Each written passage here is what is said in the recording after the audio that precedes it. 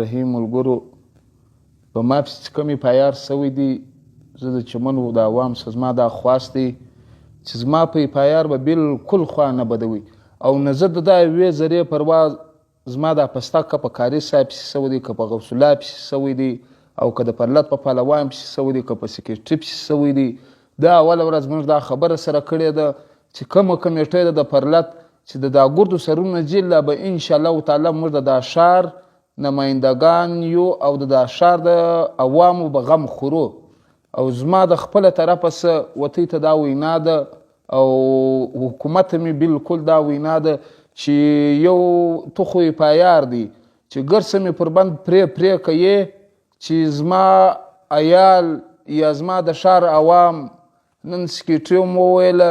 چې زما د ښار په ښار کې زنانه لنګېږي کښنه دونه د لس کالو بچی ماله پرلت له د شپې را روانه یې او هغه وایي چې زما خور زو کړې ده زموږ سره 400 300 نسته چې موږ د 300 وچې شیدې موږ په راوړو